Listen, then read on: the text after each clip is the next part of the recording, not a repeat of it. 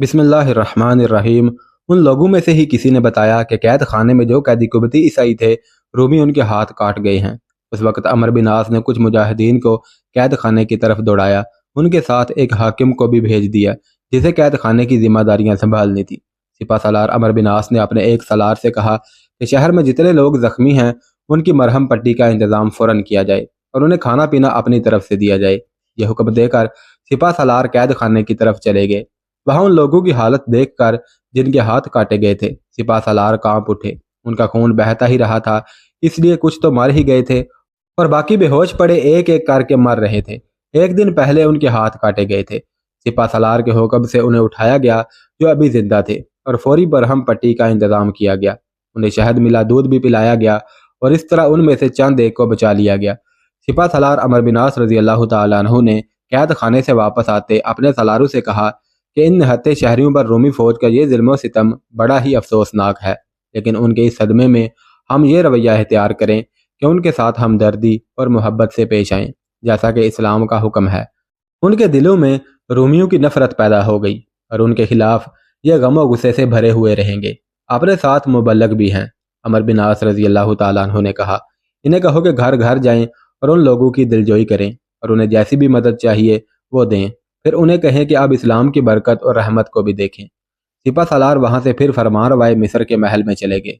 उनके साथ 4-5 सालार थे और कुछ तादाद दूसरे मुजाहिदीन की भी थी। अब उन्होंने सारे महल में घूम फिर कर देखा। ऐसी शाहाना तर्ज बुदोबाश और ऐसी बेश कीमत अशिया, फर्नीचर और फानूस वगैरह देखकर अरब के मुजाहिदीन हैरान हुए जा रहे थे। गौर से देखो और इबरत हासिल करो। सलार जुबैर बिन अवाम ने मुजाहिदीन से कहा, अगर ये शाहाना तर्ज रिहाइश हमारे नसीब में आई होती तो हम खंदक अबूर करने की सोच भी ना सकते। इन रोमियों को इस शाहाना जिंदगी ने शिकस्त दिलवाई है। देख लो, इस कदर खजाना और ऐसी शहनशाहियत यही रह गई है, और वो लोग जो यहाँ रहते थे सिर्फ पहने हुए कपड़ों में यहाँ से शिकस्त खोर्दगी के आलम में निकले हैं। वो लोग जो दुनिया में ही अपने लिए जन्नत बना लेते हैं, अल्लाह उन्हें दुनिया में ही जहन्नम का अजाब दिखा देता है। और मैं तुम्हें यह भी बता दूं, अमर बिन आस रजी अल्लाह तआला अन्हु ने कहा, इन्होंने जिन बेगुनाह कैदियों के हाथ काटे और जिन पर जुल्म सितम कर गए हैं, उनकी बद्दुआ उन्हें अब जहन्नम का अजाब ही दिखाएगी। फतह ईमान वालों की होती है और उनकी जो बनी नौ इंसान से मोहब्बत करते हैं। रूमी फौज ने अप्रैल 641 ईस्वी के रोज़ बाबलियून का शहर खाली किया और मुसलमानों ने इस पर अपना कब्जा मुकम्मल कर लिया था। अमर बिन आस ने वहीं बैठकर अमीरुल मोमिनीन हज़रत उमर रज़ी अल्लाह तआला अन्हु के नाम पैगाम लिखवाया, जिसमें इतनी बड़ी फतह की खुशखबरी लिखी और तफसील से लिखवाया। इस फतह का सहरा सलार जुबैर बिन अवाम के सर है और उन्होंने किस तरह खंदक अबूर की और फिर रोमियों से किस तरह हथियार डलवा कर बगैर खून बहाए उनसे शहर खाली करवा लिया गया। आखिर में उन्होंने लिखा कि अब वो मिस्र के दारुल हुकूमत इस्कंदरिया की तरफ कूच की इजाज़त चाहते हैं। उन्होंने लिखवाया कि यह इजाज़त जल्दी मिलनी चाहिए ताकि रूमी फ़ौज को सुस्ताने और दम लेने का मौका ना मिल सके। ये पैगाम लिखवा कर उन्होंने कासद से कहा कि वह बहुत ही थोड़े वक़्त में मदीना पहुँचे और यह पैगाम देकर जवाब ले आए। बाबलियून की फतह कोई आम सी फतह नहीं थी। इस इतने बड़े शहर और इस इतने मुस्तहकम किले को फतह कर लेने से मिस्र में मुजाहिदीन की फतहात का एक मरहला ख़त्म हो गया। उन्होंने आधा मिस्र फतह कर लिया था, जिसका बाबलियून वाला इलाका एक ख़ास अहमियत का हामिल था। अल्लाह तबारक व तआला ने अपना यह फरमान पूरा कर दिया कि हमने तुम्हें दीन के दुश्मनों के उन जरहेज़ इलाकों और ख़जानों तक पहुँचाया जो कभी तुम्हारे तसव्वुर में भी नहीं आए थे। यह हकीकत है कि बाबलियून जैसी जगह मुसलमानों के तसव्वुर में कम ही कभी आई होगी। यह अल्लाह का एक अजीम इनाम था। मिस्र की तारीख पर नज़र डालें तो पता चलता है कि यह इलाका फ़िरऔनों का महबूब इलाका था। किले की दीवारों पर खड़े हो जाते तो अबू अल होल और फ़िरऔनों के हराम नजर आते थे और नील की अपनी ही एक दिलकशी थी। बाबलियून का शहर फ़िरऔनों ने ही बसाया था। हज़रत मूसा अलैहिस्सलाम ने यहीं कहीं फ़िरऔन का तिलिस्म सामरी अपने असा से तोड़ा था। वहाँ जगह जगह फ़िरऔनों के दौर के आसार नजर आते थे, जो तमाम तर इलाके में बिखरे हुए थे। बाबलियून फतह कर लेने से जजीरा रोज़ा भी मुसलमानों के तसल्लुत में आ गया था। अमर बिन आस ने हुक्म दिया कि बाबलियून के दरिया वाले दरवाजे से जजीरे तक कश्तियों का पुल बना दिया जाए। इस हुक्म की फौरी तामील शुरू हो गई। शहर के लोगों ने मुसलमानों को देख लिया था कि उन्होंने उनके घर की तरफ देखा भी नहीं था और उन्हें हर तरह की मदद बहम पहुंचाई थी। उसके असरात ये थे कि जब कश्तियों का पुल तैयार होने लगा تو شہر کے لوگ دوڑے گئے اور اس کام میں مجاہدین کا ہاتھ بٹانے لگے۔ سپہ سالار عمرو بن عاص رضی اللہ تعالیٰ عنہ کی یہ مجبوری تھی کہ ان کے ساتھ لشکر کی نفری کم تھی۔ اس نفری میں سے شہر کی انتظامیہ کے کام بھی کروانے تھے اور نظم و نسق بھی بحال کرنا تھا۔ کشتیوں کا پل بھی بننا شروع ہو گیا تھا اور کئی اور کام تھے جو فوری طور پر کرنے والے تھے۔ مجاہدین کی تعداد اتنی ہی تھی جسے ان کاموں میں لگا دیا جاتا تو عسکری ذمہ داریاں التوا میں پڑ جاتی تھی۔ اس کا علاج یہ سوچا گیا کہ رومیوں کے دور حکومت میں جو قبطی عیسائی شہری انتظامیہ کے فرائض سر انجام دے رہے تھے انہیں ہٹایا نہیں گیا، بلکہ یہ کام انہی کے سپرد کر دیے گئے۔ ارد گرد کے علاقے میں اپنے لشکر کی کچھ نفری رکھنی لازمی تھی۔ سپہ سالار کا مقصد یہ بھی تھا کہ قبطیوں کو اعتماد میں لے کر انہیں اہمیت دی جاتی رہے تاکہ یہ بغاوت کی نہ سوچ سکیں۔ اس سلسلے میں ایک دلچسپ واقعہ ہو گیا جو مورخوں نے تفصیل سے لکھا ہے۔ یہ واقعہ یوں ہوا کہ محکمے میں اکثریت قبطی عیسائیوں کی تھی۔ اسے آج کی زبان میں پولیس کہا جاتا ہے۔ عمرو بن عاص نے پولیس کے فرائض قبطیوں کے پاس ہی رہنے دیے اور ان کی نفری میں اضافہ کر دیا۔ اس محکمے میں اپنے مجاہدین کو بھی شامل کیا گیا، لیکن بہت ہی تھوڑی تعداد میں۔ کچھ دنوں بعد سپہ سالار کو یہ رپورٹ ملی کہ پولیس میں جو قبطی ہیں وہ مسلمانوں کو اچھی نظر سے نہیں دیکھتے، بلکہ بعض کو یہ کہتے سنا گیا ہے کہ ہم عرب کے ان پسماندہ مسلمانوں کے محکوم نہیں رہ سکتے۔ بابلیون میں قبطیوں کی بغاوت کے آثار نظر آنے لگے تھے۔ جب سپہ سالار عمرو بن عاص کو یہ رپورٹ دی گئی کہ بابلیون میں پولیس میں جو قبطی عیسائی ہیں وہ کہتے پھرتے ہیں کہ وہ ان پسماندہ عربی مسلمانوں کے محکوم نہیں رہ سکتے اور آثار بغاوت کے نظر آ رہے ہیں، تو تمام سالاروں کو یہ توقع تھی کہ سپہ سالار یہی حکم دے گے کہ ان قبطیوں کو تشدد سے دبا کر رکھا جائے، اور اگر وہ ایسے باغیانہ خیالات سے باز نہیں آتے تو انہیں سخت سزا دی جائے جو دوسروں کے لیے عبرتناک ہو۔ لیکن عمرو بن عاص رضی اللہ تعالیٰ عنہ جو پورے لشکر کو یقینی موت کے منہ میں ڈال دیا کرتے تھے، یہ رپورٹ سن کر بالکل ہی چپ رہے اور گہری سوچ میں کھو گئے۔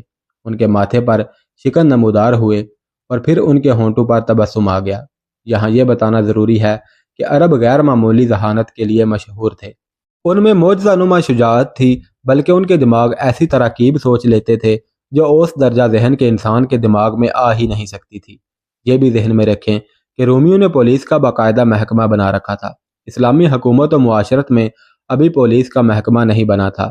اس واقعہ کے کچھ عرصہ بعد امیر المؤمنین حضرت عمر رضی اللہ تعالیٰ عنہ نے پولیس کا محکمہ قائم کیا تھا، جسے احداث کہتے تھے، اور پولیس افسر کو صاحب الاحداث کہا جاتا تھا۔ عمرو بن عاص رضی اللہ تعالیٰ عنہ نے گہری سوچ سے نکل کر تمام سالاروں کو بلوایا۔ کل ان قبطیوں کو اپنے لشکر کے کھانے پر مدعو کرنا ہے۔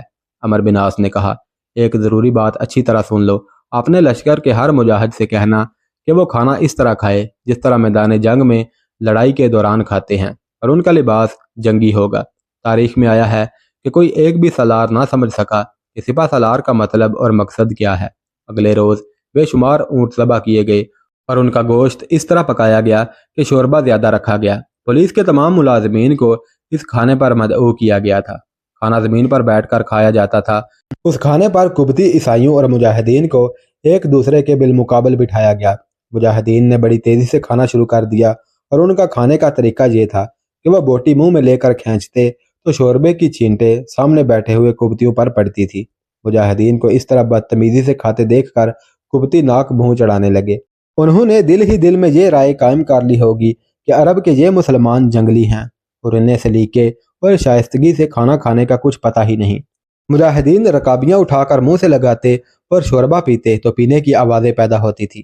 کوئی بھی ان مجاہدین کو اس طرح کھاتے دیکھتا تو یہی کہتا کہ ان لوگوں کو اچھا کھانا کبھی نہیں ملا اور ان میں کھانے کا سلیقہ بھی نہیں۔ آخر کھانا ختم ہوا اور قبطی چہروں پر نفرت کا تاثر لیے چلے گئے۔ عمرو بن عاص رضی اللہ تعالیٰ عنہ نے کہا، اپنے کچھ آدمی یہ دیکھیں کہ قبطیوں کی رائے کیا ہے اور وہ کیا باتیں کرتے ہیں۔ کچھ مجاہدین قبطیوں کی باتیں سننے چلے گئے۔ انہوں نے سپہ سالار کو آ کر بتایا کہ قبطی عیسائی مجاہدین کے خلاف کھلم کھلا نفرت کا اظہار کر رہے ہیں اور کہتے ہیں کہ وہ ان عربوں کے محکوم نہیں رہیں گے۔ مصری تاریخ دان محمد حسنین ہیکل بٹلر اور 3-4 مسلمان تاریخ دانوں کے حوالوں سے لکھتا ہے کہ 2 دنوں بعد سپہ سالار نے اپنے سالاروں کو بلوایا اور کہا کہ کل پھر اسی طرح لشکر کے لیے کھانا پکے گا اور قبطی عیسائی ہوں گے۔ سپہ سالار نے دوسری ہدایت یہ دی کہ مجاہدین کے تمام لشکر کو یہ بتا دیا جائے کہ وہ اس طرح کھانا کھائیں گے جس طرح وہ امن کے وقت کھایا کرتے ہیں، اور ان کا لباس جنگی نہیں بلکہ وہ لباس ہوگا جو وہ اپنے گھروں میں پہنتے ہیں۔ مقریزی نے لکھا ہے کہ سپہ سالار عمرو بن عاص رضی اللہ تعالیٰ عنہ نے مجاہدین کو یہ کہا تھا کہ وہ کھانے پر مصری لباس پہن کر آئیں۔ چنانچہ تمام مجاہدین بڑے صاف ستھرے مصری لباس میں اس دعوت میں آئے۔ مقریزی کی یہ بات صحیح معلوم نہیں ہوتی، کیونکہ مجاہدین کا یہ لشکر جب سے مصر میں داخل ہوا تھا اسے لڑائیوں سے ہی فرصت نہیں ملی تھی۔ تسلیم نہیں کیا جا سکتا کہ انہوں نے مصری لباس سلوا لیے ہوں گے۔ ویسے بھی مجاہدین اس قسم کی عیاشیوں کے قائل نہیں تھے۔ بہرحال تاریخ میں یہ واضح ہے کہ مجاہدین اپنے اچھی قسم کے لباس میں کھانے میں شریک ہوئے۔ اب بھی کھانے پر بیٹھنے کی ترتیب وہی تھی جو پہلے کھانے میں رکھی گئی تھی۔ قبطی، عیسائی اور مجاہدین آمنے سامنے دسترخوان پر بیٹھے۔ کھانا شروع ہوا تو مجاہدین نے بڑی ہی تمیز، شائستگی اور سلیقے سے کھانا کھایا، اور قبطیوں کے ساتھ باتیں بھی کرتے اور ہنستے مسکراتے بھی رہے۔ قبطی حیران رہ گئے کہ آج ان میں اتنی تہذیب کیسے آ گئی۔ یہ تو شک کیا ہی نہیں جا سکتا تھا کہ وہ کوئی اور تھے، اور یہ مجاہدین کوئی اور جو تمیز اور سلیقہ والے ہیں۔ پچھلے کھانے میں قبطی مجاہدین کے خلاف نفرت اور ناپسندیدگی کا اظہار کھلم کھلا کرتے رہے، لیکن اس کھانے کے بعد حیران تھے کہ کیا کہیں اور کیسے سمجھیں کہ یہ تبدیلی کیسے آئی ہے۔ وہ ایک دوسرے سے پوچھتے تھے کہ یہ کوئی اور عرب تو نہیں؟ کسی کے پاس اس سوال کا جواب نہیں تھا۔ سپہ سالار عمرو بن عاص رضی اللہ تعالیٰ عنہ نے یہ حکم دیا کہ کل صبح تمام لشکر گھوڑ دوڑ میدان میں امن کی ترتیب میں اکٹھا ہوگا۔ سپہ سالار لشکر کا معائنہ کریں گے۔ سالاروں نے سپہ سالار کا یہ حکم تمام لشکر تک پہنچا دیا، اور مزید جو ہدایات سالاروں کو دی گئی تھی وہ بھی لشکر تک پہنچا دی گئی۔ یہاں یہ بات ذہن میں رکھیں کہ مجاہدین کا لشکر کوئی باقاعدہ فوج نہیں تھی جس کی درجہ بدرجہ تنخواہ مقرر ہوتی اور انہیں باقاعدہ فوج کی طرح ٹریننگ دی گئی ہوتی۔ تنخواہ دار فوج امیر المومنین حضرت عمر رضی اللہ تعالیٰ عنہ نے اس سے تھوڑا ہی عرصہ بعد بنائی تھی۔ تمام مجاہدین رضاکارانہ طور پر لشکر میں شامل ہوتے تھے۔ تیغ زنی، برچی بازی اور تیر اندازی تو مسلمانوں کی گھریلو تربیت میں شامل تھی۔ لشکر میں انہیں صرف یہ بتایا اور سمجھایا جاتا تھا کہ ایک سالار کے تحت کس طرح لڑا جاتا ہے۔ انہیں ڈسپلن کا الگ تھلگ کوئی لیکچر نہیں دیا جاتا تھا، نہ ان میں ڈسپلن پیدا کرنے کی کوئی بات ہوتی تھی۔ مجاہدین ایک جذبے کے تحت لشکر میں شامل ہوتے اور محاذوں پر جاتے تھے۔ رومیوں کی فوج باقاعدہ تنخواہ دار فوج تھی اور اسے آج کل کی فوج کی طرح ٹریننگ دی جاتی تھی۔ اگلی صبح ان تمام قبطی عیسائیوں کو جو وہاں کی پولیس میں تھے اور انہیں بھی جو انتظامیہ کے مختلف شعبوں میں کام کرتے تھے، گھوڑ دوڑ کے میدان میں اکٹھا کیا گیا۔ تاریخ کی تحریر بتاتی ہے کہ ان قبطیوں کو معلوم ہو گیا تھا کہ مسلمان اپنے لشکر کی نمائش کر رہے ہیں۔ انہیں یہ بھی معلوم تھا کہ یہ لشکر باقاعدہ فوج نہیں اور اس کے تمام آدمی رضاکار ہیں۔ قبطی یہ دیکھ کر کچھ حیران ہوئے کہ جس لشکر کو وہ لڑنے والوں کا ایک غیر تربیت یافتہ ہجوم سمجھتے تھے، ان میں فوج جیسا ہی ڈسپلن تھا۔ انہیں ہانکنا نہیں پڑتا تھا، بلکہ وہ سالاروں کے اشاروں پر حرکات و سکنات کرتے تھے۔ انہوں نے جو لباس پہن رکھے تھے اس کا بھی ایک تاثر تھا جو قبطی عیسائیوں نے خاص طور پر محسوس کیا۔ عمرو بن عاص نے لشکر کی نمائش کچھ سوچ کر کی تھی اور لشکر نے اپنے سپہ سالار کی توقعات پوری کر دی۔ عمرو بن عاص رضی اللہ تعالیٰ عنہ ان میں جو تاثر پیدا کرنا چاہتے تھے لشکر نے وہ پیدا کر دیا، حالانکہ لشکر کے کسی بھی مجاہد کو معلوم نہ تھا کہ کیا تاثر دینا ہے۔ عمرو بن عاص رضی اللہ تعالیٰ عنہ گھوڑے پر سوار تھے۔ انہوں نے گھوڑے کا رخ موڑا اور قبطیوں کے ہجوم کے سامنے جا رکے۔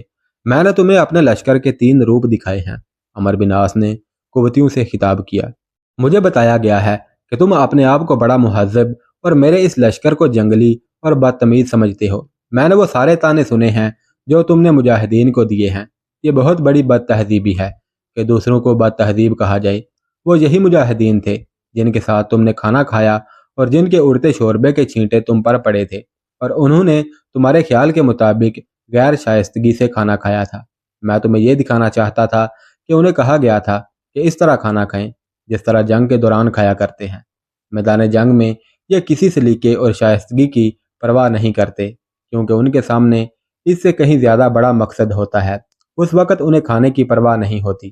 اگر کھاتے ہیں تو اسی طرح جلد بازی میں کھا کر اپنے اس فرض کی ادائیگی میں گم ہو جاتے ہیں جو اللہ نے انہیں سونپا ہے۔ میرے قبطی بھائیوں، پھر میں نے تمہیں ان کا وہ روپ دکھایا ہے جس میں شائستگی بھی ہے، سلیقہ بھی اور تہذیب بھی۔ انہیں صرف اتنا کہا تھا کہ اب تم میدان جنگ میں نہیں، اس لیے کھانا اس طرح کھانا جس طرح امن کے وقت کھایا جاتا ہے۔ اور یہ خیال رکھنا کہ تمہارے کھانے پر کچھ مہمان بھی ہوں گے۔ تم نے ان کا یہ روپ بھی دیکھ لیا اور تم حیران ہوتے رہے ہو کہ یہ تو وہی ہیں، لیکن ایک دن میں ہی اتنے تہذیب یافتہ کس طرح ہو گئے ہیں۔ انہیں کسی نے بھی نہیں کہا کہ تہذیب کا خیال رکھنا، یہ ہیں ہی تہذیب یافتہ، اپنے گھروں میں یہ اسی طرح کھانا کھایا کرتے ہیں۔ پھر میں نے تمہیں ان کا تیسرا روپ دکھایا ہے۔ میں جانتا ہوں تم انہیں غیر تربیت یافتہ فوجی سمجھتے ہو جو صرف لڑنا جانتے ہیں۔ تم نے دیکھ لیا ہے کہ انہوں نے نظم و نسق کا کیا مظاہرہ کیا ہے۔ یہ نظم و نسق اور اپنے سالاروں کے اشاروں پر چلنا ان کی فطرت میں شامل ہے۔ یہ جب ایک لشکر کی صورت میں اکٹھے ہوتے ہیں تو اپنی انفرادیت اپنے امیر یا سالار کے سپرد کر دیتے ہیں۔ اسلام کے حکم اور اصول کے مطابق اگر ان میں سے 3-4 یا کچھ زیادہ اپنے لشکر سے الگ ہو جائیں تو ایک ساتھی کو اپنا امیر جماعت بنا لیتے ہیں اور پھر اس کے حکم کے مطابق عمل کرتے ہیں۔ میں نے تمہیں ان کے یہ تینوں روپ اس لیے دکھائے ہیں کہ تم انہیں گنوار اور اجڑ بدو نہ سمجھتے رہو اور اپنے آپ کو اس خوش فہمی میں مبتلا نہ کرو کہ تم ان کے خلاف نفرت پھیلا کر اپنے لوگوں کو بغاوت پر آمادہ کر لو گے تو یہ مجاہدین تمہارے آگے بے بس ہو جائیں گے۔ ان کے ساتھ شرافت اور شائستگی سے رہو گے تو یہ تمہاری قدر کریں گے، کیونکہ شرافت اور شائستگی ان کی فطرت میں شامل ہے۔ اور اگر تم کسی خوش فہمی میں مبتلا ہو کر انہیں جنگلی اور پسماندہ سمجھ کر من مانی کرو گے تو جس طرح انہوں نے تمہارے کپڑوں پر شوربے کے چھینٹے پھینکے تھے، اسی طرح تمہارے کپڑے تمہارے ہی خون سے لال کر دیں گے۔ سوچ لو تمہیں کون سی صورت بہتر لگتی ہے۔ یہ واقعہ لکھنے والے تاریخ نویسوں نے لکھا ہے کہ سپہ سالار عمرو بن عاص رضی اللہ تعالیٰ عنہ کا یہ طریقہ کار اور یہ انداز بیشتر قبطی عیسائیوں کو اتنا اچھا لگا کہ ان کے ایک خاص بڑے گروہ نے اسلام قبول کر لیا، لیکن کچھ ایسے بھی تھے جنہوں نے اس انداز نمائش میں ایک طنز اور اپنی توہین محسوس کی۔ اے قبطیوں، اپنی توہین سمجھنے والے قبطی عیسائیوں نے کہا، عربوں نے تمہیں اپنی ٹھوکر پر رکھا ہے۔ تاریخ میں ایک روایت یہ بھی ہے کہ کسی لیڈر قسم کے قبطی نے کہا، عربی مسلمان وہ قوم ہیں جس قوم کو کوئی مفتوح اور مغلوب نہیں کر سکتا۔ آج اس قوم نے تمہیں اپنے قدموں تلے مسل ڈالا ہے۔ تاریخ میں یہ بھی آیا ہے کہ ان آوازوں پر قبطی عیسائیوں نے دھیان نہ دیا۔ ان میں سے جنہوں نے اسلام قبول کر لیا تھا ان کا جزیہ عمرو بن عاص رضی اللہ تعالیٰ عنہ نے وہی معاف کر دیا اور ساتھ ہی یہ اعلان کر دیا کہ آج سے انہیں مسلمانوں کے مساوی حقوق دے دیے گئے ہیں۔ تاریخ یہ رائے قائم کرتی ہے کہ عمرو بن عاص رضی اللہ تعالیٰ عنہ نے یہ انوکھی اور دلچسپ کارروائی کر کے قبطی عیسائیوں کو ایسا متاثر کیا کہ وہ پوری طرح مسلمانوں کے وفادار ہو گئے۔ عمرو بن عاص ایسی ہی کامیابی حاصل کرنا چاہتے تھے تاکہ جب امیر المؤمنین کی طرف سے منظوری آ جائے کہ اسکندریہ کی طرف پیش قدمی کرو تو عمرو بن عاص رضی اللہ تعالیٰ عنہ اطمینان سے اسکندریہ کو روانہ ہو جائیں، پیچھے بدامنی اور بغاوت کا خطرہ نہ رہے۔ محاذوں کے سپہ سالار جب امیر المؤمنین کو اپنے اپنے محاذ کی صورتحال لکھ کر بھیجتے تھے تو اس طرح کے چھوٹے چھوٹے واقعات بھی لکھ دیتے تھے۔ اگر نہ لکھے تو پیغامات لے کر جانے والے قاصد خود چھوٹے چھوٹے واقعات سنا دیا کرتے تھے۔ یہ واقعہ امیر المؤمنین حضرت عمر رضی اللہ تعالیٰ عنہ تک پہنچ گیا۔ انہوں نے یوں اظہار خیال کیا، خدا کی قسم ابن عاص کی جنگ ٹھنڈی اور نرم ہوتی ہے، اس میں وہ ہجانی کیفیت پیدا نہیں ہونے دیتا۔ دوسرے لڑنے والے تلوار سے لڑتے ہیں لیکن ابن عاص کی زبان تلوار سے زیادہ کام کرتی ہے۔